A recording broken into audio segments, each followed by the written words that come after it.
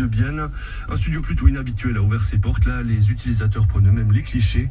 Pour nous en dire un peu plus, nous recevons ce matin Mélanie Fraucci, cofondatrice du studio Katcha. Mélanie, bonjour. Bonjour Jérôme. Pour commencer, tout d'abord, d'où vient cette idée d'aménager une telle structure en vieille ville de Bienne? Alors en fait, j'ai fait mes études en... J'ai un petit problème de son. Un petit problème de son. On va le faire un peu comme ça. Voilà, ça ira beaucoup mieux. On fait ça comme ça. Voilà. Et puis assez près. Voilà, d'accord. J'ai fait mes études à la Haute École d'Art appliquée à la Chaux-de-Fonds avec une étudiante il y a plus de 10 ans, Min Jetsu, qui venait tout droit de Chine, et on a gardé contact pendant 10 ans. Et elle est chinoise et elle retourne régulièrement à Shanghai, et en Asie c'est un style de studio photo qui est très populaire, et donc elle est revenue en Suisse l'année passée et elle m'a présenté l'idée. Elle m'a dit ouais, est-ce que ça te tenterait d'ouvrir ça en Suisse? Et alors voilà, Katcha est né, on a lancé le projet. Vous avez dit que vous avez fait la Haute École d'Art de la Chaux-de-Fonds, section design industriel et horlogerie. Est-ce que cette formation, ça aide à monter une telle structure?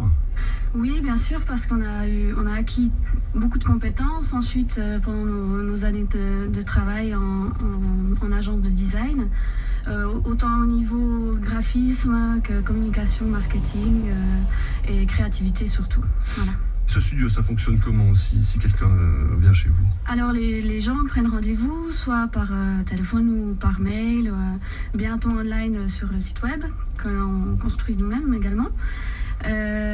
Ensuite, ils arrivent au rendez-vous, on leur explique en quelques minutes le fonctionnement ultra simple, c'est-à-dire que ils sont eux-mêmes face à une paroi de miroir avec tout le matériel photographique installé, donc des fonds de couleurs qu'ils peuvent également choisir, un appareil haute définition. Et ensuite on les laisse et ils ont 1 heure pour se prendre en photo avec un déclencheur à distance, donc une petite télécommande. Et puis ils ont cet espace qui leur est dédié pour se lâcher, parce qu'ils n'ont pas la pression d'un photographe devant eux, et puis qu'ils sont leurs propres photographes en fait. Voilà. Est-ce qu'on peut parler de selfie de haute qualité? Oui, bien sûr, parce que justement c'est la photographie numérique, donc l'idée c'était d'offrir de la bonne qualité au public, et puis qu'ils puissent repartir ensuite en fin de séance avec leur cliché numérique sur format informatique, c'est-à-dire sur une clé USB. Et puis, alors nous, on propose après des services complémentaires de retouche d'image, etc. Mais ils peuvent avoir à disposition tous les clichés numériques en haute définition.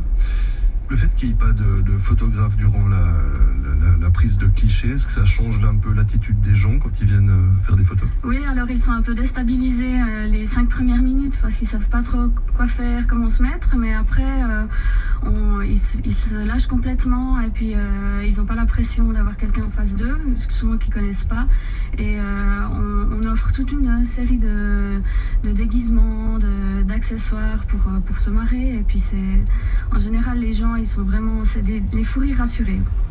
Est-ce qu'il y a un public cible?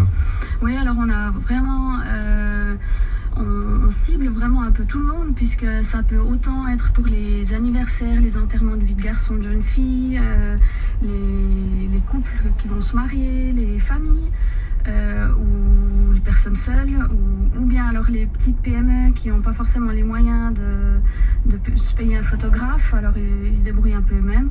C'est vraiment pour tout le monde. Mélanie Fraucci, merci. Je rappelle que vous êtes cofondatrice du studio Katcha en vieille ville de Bienne. C'était la rue Haute 24. Merci.